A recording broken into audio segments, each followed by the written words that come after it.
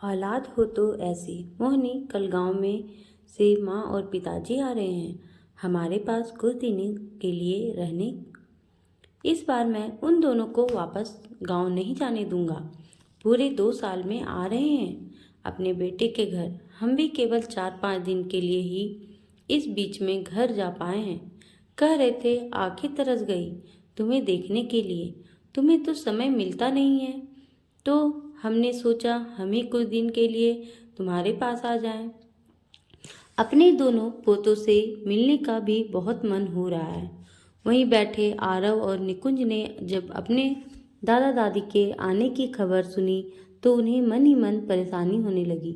यही चिंता मोहिनी को भी खाई जा रही थी, लेकिन महेश के सामने किसी की कुछ कहने की हिम्मत नहीं थी।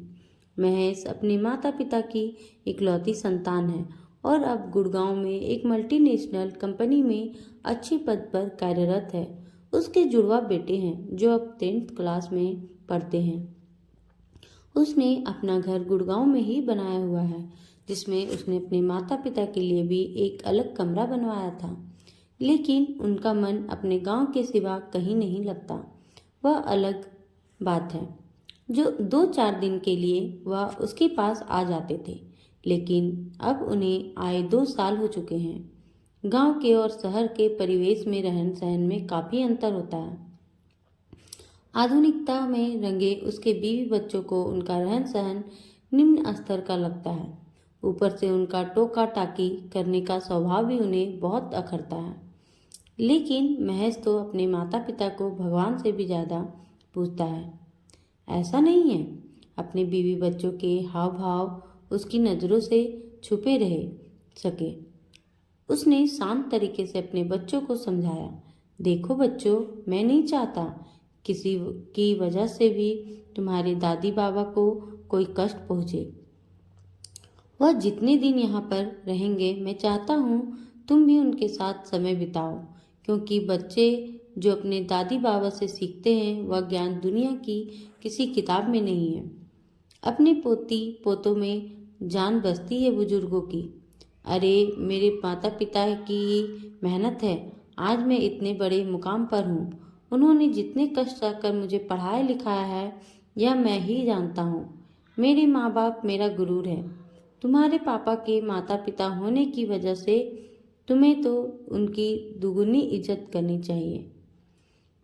अगले दिन सरला जी और नामदेव जी अपने बेटा बहू के पास आ जाते हैं। अपना अलग कमरा होने के बावजूद वे अक्सर अपने पोतों के पास उनके कमरे में आकर बैठ जाया करते थे और उन्हें अपने गांव के किस्से सुनाते रहते थे और उनके पापा की बचपन की बातें उनसे बतलाते रहते थे। सरला जी भी रसोई में अपनी बहू के साथ उसके काम में हाथ बटा दिया करती थी। महेश की तो जैसे मुंह मांगी मुराद पूरी हो गई थी। वह अक्सर अपनी माँ से कहकर वह सारी चीजें बनवाया करता था जो उसे बहुत पसंद थी। रोज रात को अपने माता पिता के पैर दबाना भी नहीं भूलता था महेश। सच में अपने माँ बाप के लिए श्रवण कुमार ही था। मोहिनी को उनके काम करने का तरीका समझ में नहीं आता था। यही हाल बच्चों का भी था। अपने दादी बाबा का हर चीज में टोकना उन बच्चों को बिल्कुल अच्छा नहीं लगता था। लेकिन महेश के डर की वजह से कोई कुछ कह ही नहीं पाता था। एक दिन महेश ऑफिस से चहकता हुआ घर आया और आते ही अपने माता पिता के पैर छुए और उन्हें खुशखबरी दी कि कल उनके बेटे को बेस्ट एम्प्लॉय का अवार्ड मिलेगा, जिसमें मेरा सारा परिवार आमंत्रित है। आप दोनों को भी मेरे साथ वहां चलना है। कभी ऐसी पार्टियों में ना जाने के कारण उनके माता पिता को बहुत हिचकिचाहट होती है और वह उसके साथ जाने को मना करते हैं। मोहिनी और बच्चे भी यही कहते हैं कि ऐसी पार्टियों में कहाँ मम्मी जी और पापा जी सहज रह पाएंगे। उन्हें ऐसी पार्टियों के खाना खाने के तरीके भी नहीं पता होते। आप उन्हें क्यों परेशान करते हो? महेश को पता था कि बच्चे नहीं चाहते कि उसके माता पिता उनके साथ जाएं। उन्हें उनके साथ उनके रहन सहन और पहनाव को लेकर शर्म जो महसूस हो रही थी। मैं इस बारे में किसी से कोई राय नहीं लेना चाहता। जिसे उनके साथ जाने में दिक्कत हो वह यहीं रह सकता है, कहकर महेश अपने कमरे में चला गया। अगले दिन ऑफिस की पार्टी में महेश ने अपनी सफलता का सारा श्रेय अपने माता पिता को दिया और जब उन्हें स्टेज पर बुलाया गया तो भावुक होकर उनके कदमों में बैठकर रोने लगा। उसने कहा, मैंने तो बड़ा आदमी बनने का केवल सपना देखा था, उसे साकार तो मेरे माता पिता की मेहनत ने ही किया है। कभी कभी तो हमारी फसल बेकार हो जाती थी और खाने के भी लाले पड़ जाते थे, लेकिन मेरे माता पिता ने मुझे एक दिन भी भूखा नहीं रखा और मेरी पढ़ाई के लिए क्या क्या तपस्या नहीं की है मैं ही जानता हूँ। मेरे सपनों को इन्होंने हर पल जिया है। उसके माँ बाप की आंखों में तो झरझर आंसू बहे जा रहे थे। उनके मुंह से सिर्फ इतना ही निकल पाया, हमारा बेटा हमारा गरूर है। जो हमने किया वह तो सभी के माँ बाप करते हैं, लेकिन आजकल के बच्चे तो सब कुछ भूल जाते हैं और उन्हें माँ बाप को वृद्ध आश्रम तक भी छोड़ आते हैं। हमारे लिए बहुत गर्व की बात है कि हमारी पहचान हमारे बेटे के नाम से हुई है। हमारा बेटा सच में कलयुग का श्रवण कुमार है। ईश्वर ऐसी औलाद सबको दे। कहते कहते उन्होंने अपने बेटे को सीने से लगा लिया। वहाँ खड़े सभी लोगों के मुंह पर यही बात थी, जिसका ऐसा बेटा हो उसके माँ बाप भला गुरूर कैसे ना करे।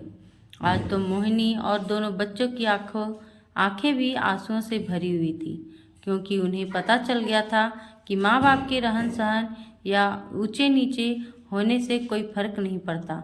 माँ बाप तो केवल माँ बाप ही होते हैं, जो भले ही अनपढ़ क्यों ना हो, लेकिन अपने बच्चों को संस्कार सबसे पहले वही सिखाते हैं। अगले दिन सरला जी और नामदेव जी ने जब वापस गांव जाने के लिए कहा तो दोनों बच्चों ने जिद करके उन्हें अपने पास ही रोक लिया, यह कहकर कि हमें भी आपकी सेवा करके अपने पापा का गुरूर बनना है दादाजी। आज महेश ने भी अपने बच्चों को कसकर सीने से लगा लिया, क्योंकि उसे पता था अब उन्हें समझाने की कोई ज़रूरत नहीं है। संस्कार सिखाने से नहीं, अपने घर का माहौल देखने से ही आते हैं। जैसा व्यवहार हम अपने माँ बाप के साथ करते हैं, आने वाली पीढ़ी भी स्वतः ही वैसा ही करने लग जाती है। दोस्तों, आपकी प्रतिक्रिया का इंतज़ार रहेगा, तो कमेंट करके बताएं कि कहानी कैसी लगी। आप अपने बच्चों को कैसा संस्कार देते हैं और कैसे माहौल में रखते हैं। धन्यवाद। मिलते हैं अगले कहानी में। जय श्री राम। और हमारे चैनल को अगर सब्सक्राइब नहीं किए हों तो सब्सक्राइब करें और इस कहानी के लिए कहानी को लाइक ज़रूर करें। Thank you so much.